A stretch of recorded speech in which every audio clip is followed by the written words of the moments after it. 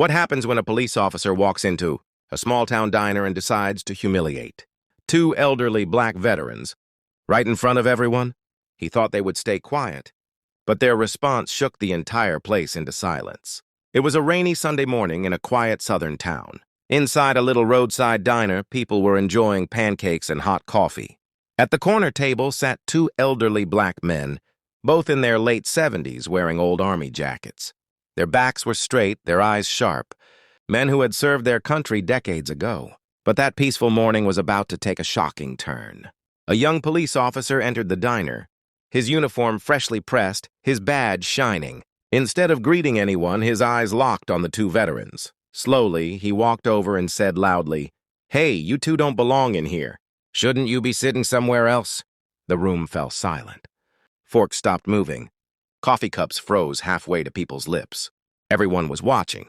The officer smirked, waiting for the old men to back down. But they didn't.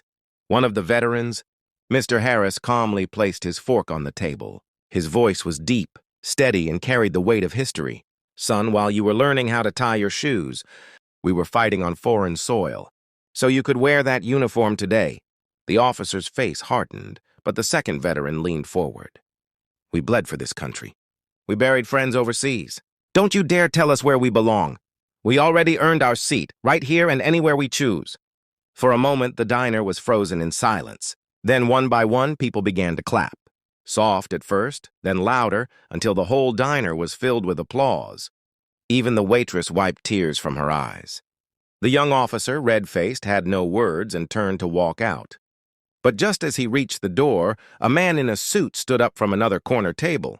He had been quiet the whole time, but now he spoke with authority. "Officer," he said firmly, "before you embarrass yourself further, you should know something.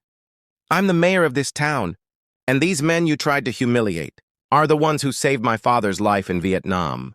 The diner gasped, the officer froze in shame, and without another word he left, his footsteps heavy with regret. That day, everyone in that diner learned that respect is not demanded by a badge, but earned by sacrifice, honor, and courage. And those two veterans reminded the world that dignity can silence ignorance louder than any authority ever could. If you found this story powerful, don't forget to like the video, share it with others, and subscribe for more inspiring stories.